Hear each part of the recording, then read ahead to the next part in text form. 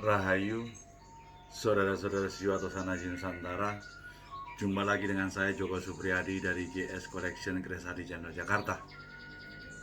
Mari kita awali pertemuan kita dalam doa. Ya Tuhanku, Engkau sang kecerdasan semesta tak terbatas, yang senantiasa mengisi setiap kekosongan di semesta raya ini.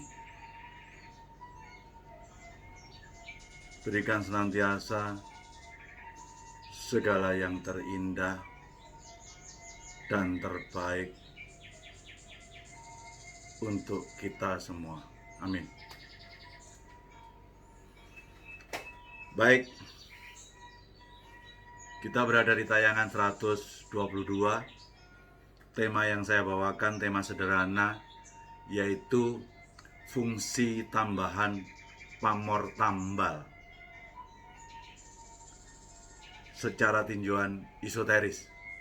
Sekaligus pada kesempatan ini nanti saya akan mereview keris nomor 6099 dan 6100. Namun sebelumnya saya ingin mengucapkan terima kasih atas atensi dan partisipasi saudara-saudaraku sekalian atas tayangan 121, di mana daun sirih atau godong suruh yang dapat dipakai untuk mengukur kekuatan atau doyo atau energi Tosanaji. Pendapatnya sangat beragam dan itu sah-sah saja dalam berpendapat. Namun harapan saya, seperti ketika kita semua percaya adanya Tuhan yang Maha Kuasa, yang kemudian ketika di dunia ini digelar dalam berbagai macam agama, yakinilah agama yang Anda yakini adalah suatu jalan yang terbaik dalam hubungan Anda dengan Tuhan yang Maha Kuasa. Namun tentunya kepada pemeluk yang berbeda dalam hubungan keseharian kita, bertoleransilah. Sama seperti kita bicara tentang masalah Tosanaji, semua orang suka Tosanaji. Ada yang suka dari sisi eksoteri, ada yang suka dari isoteri, ada yang suka dari sisi garap dan lain sebagainya dan lain sebagainya. Nah, pesan saya sama. Perkara Anda yakin dari suatu sudut pandang terhadap Tosanaji, maka yakinilah apa yang Anda yakini itu yang terbaik, menjadi sesuatu pegangan utama dalam bertosanaji. Namun ketika kita bertemu dengan teman yang punya pemahaman yang berbeda, sebaiknya bertoleransilah. Yang penting kita semua sama-sama suka Tosanaji, sekaligus ini bagian daripada peran kita untuk mengangkat langit Nusantara. Senantiasa kita ingat di mana kita terlahirkan, seperti pepatah, bumi yang dipijak, langit yang dijunjung. Jadi bagi saya, perbedaan itu adalah indah.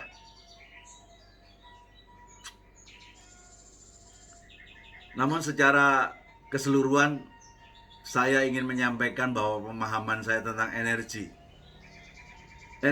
itu adalah kekuatan atau kemampuan untuk melakukan suatu usaha.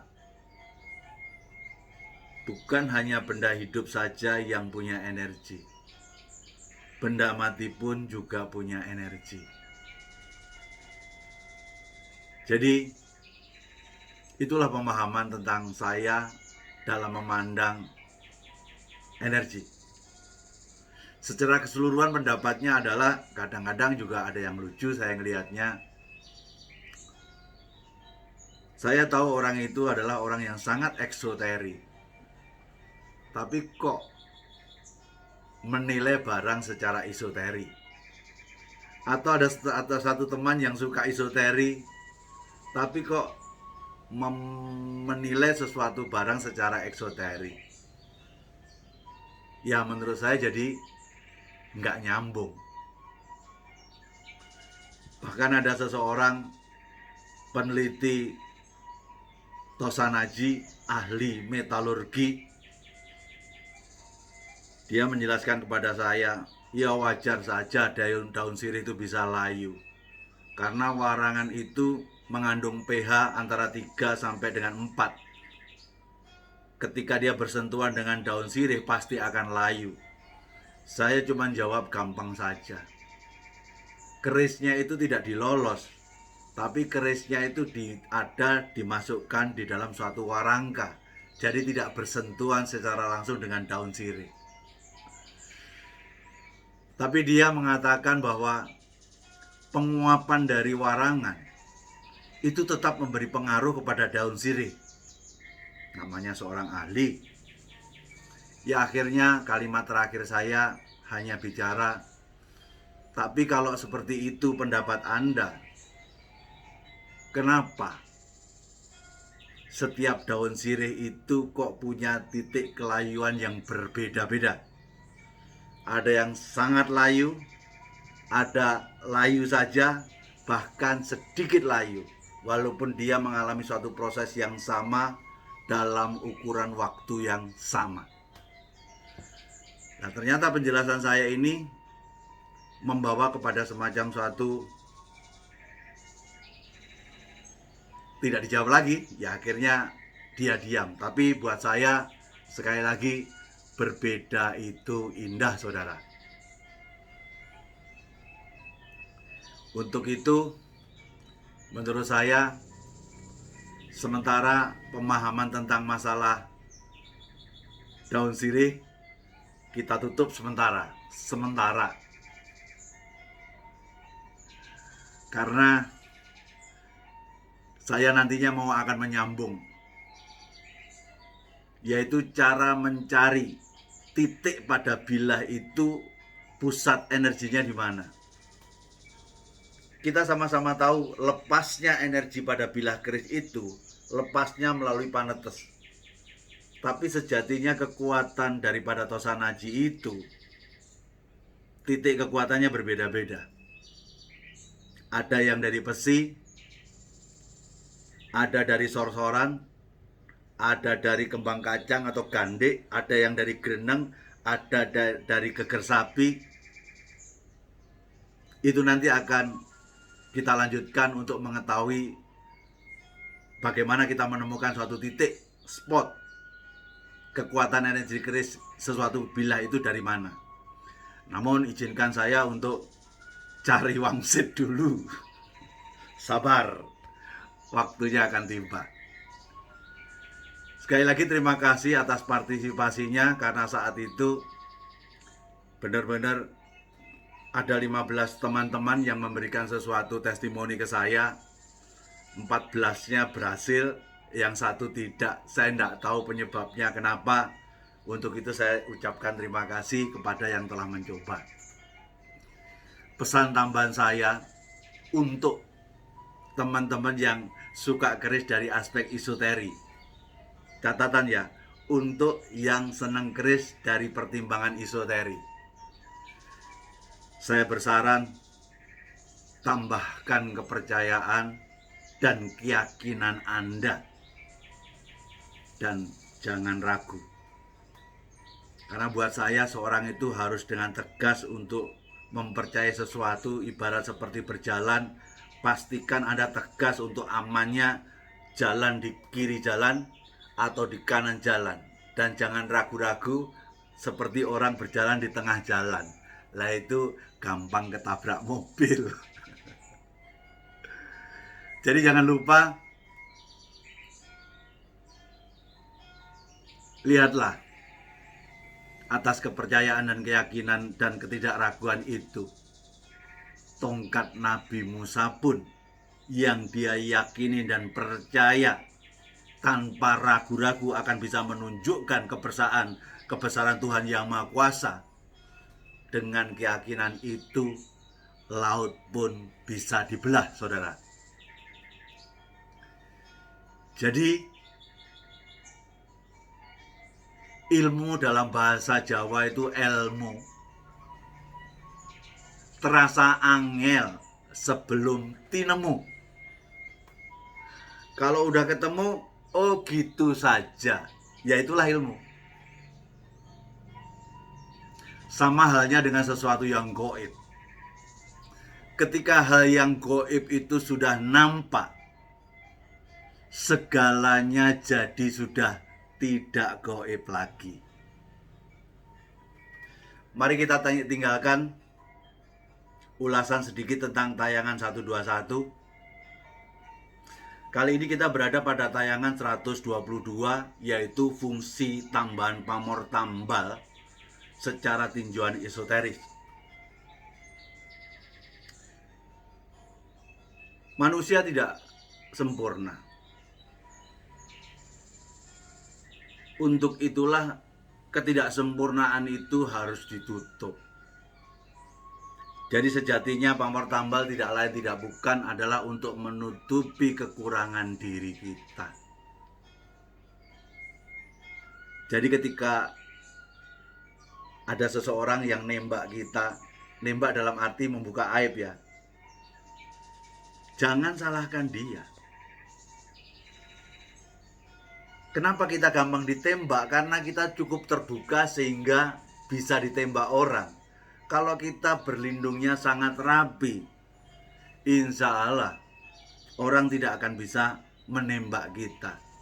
Tutupan atasan ketidaksempurnaan kita itulah fungsi daripada pamor tambal disematkan pada bilah Tosanaji. Untuk itu, mari kita review untuk pusaka nomor 6099.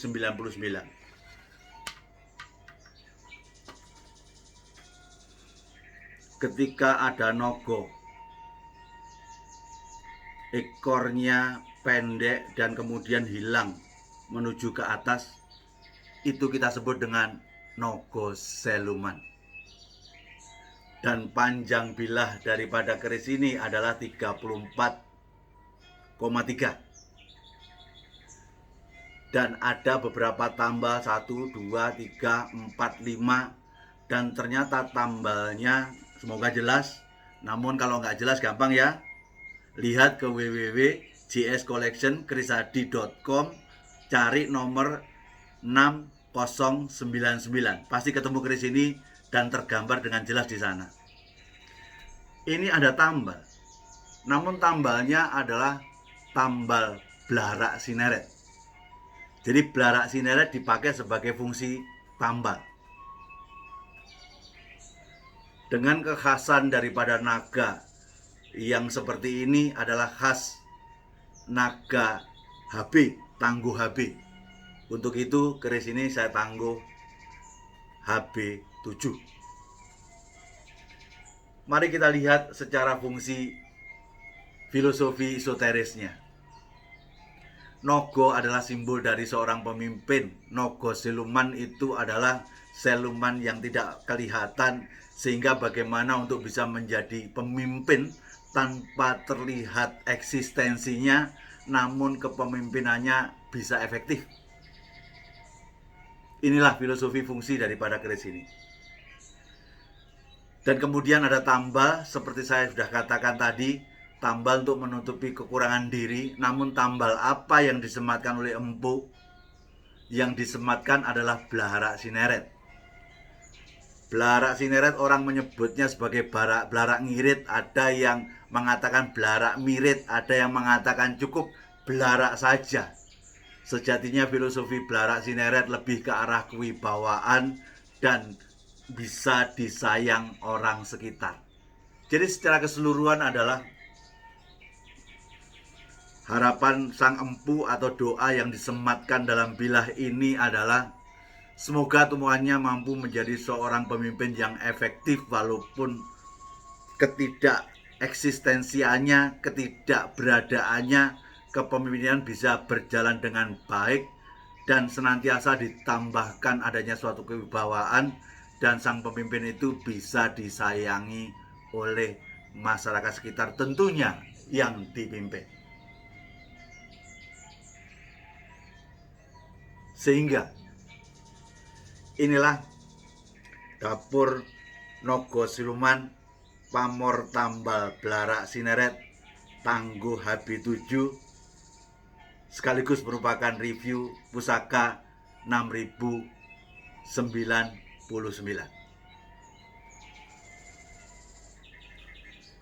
Tidak kalah dengan itu, dan saya mendapatkannya berurutan. Kali ini ketika kita lihat secara bilah, godong pohong khas Tangguh PB. Namun di sini ada yang namanya gambar seperti kayak burung. Itu kita sebut sebagai dengan Paksi Dewoto. Namun Paksi Dewoto sebagai profil ini disempatkan pada suatu keris dengan sogokan 2, di bawahnya lambe gajahnya 2. Ini adalah dapur Kolomisani. Akhirnya secara dapur saya menyebutnya adalah dapur Paksi Dewoto Kolomisani. Panjangnya 37,1. Dan satu hal di sini, adanya satu pamor, yaitu pamor tambal, berbeda dengan yang HB tadi. Ini pamornya adalah pamor tambal ron genduru.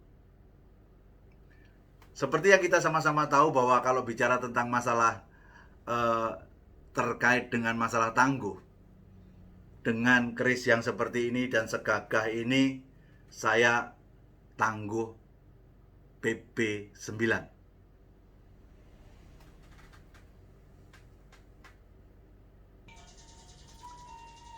Selanjutnya, mari kita lihat secara filosofi esoterisnya. Ketika kita bicara tentang Paksi Dewoto, Paksi Dewoto itu memberikan suatu gambaran sebuah tuntunan untuk menuju kasampurnan dalam suatu kehidupan. Dan kalau misalnya Anda tahu, kalau waktu misalnya awal itu lebih ke arah ilmu asal. Ketika kita bicara tambal, kita sudah jelaskan di depan, namun tambalnya ron genduru. Lah, ron genduru ini adalah biasanya pusakanya seorang pemimpin, karena ron genduru secara filosofi untuk bisa menjadi orang yang terpandang dan orang itu punya kewibawaan tinggi. Sehingga keseluruhan pusaka ini adalah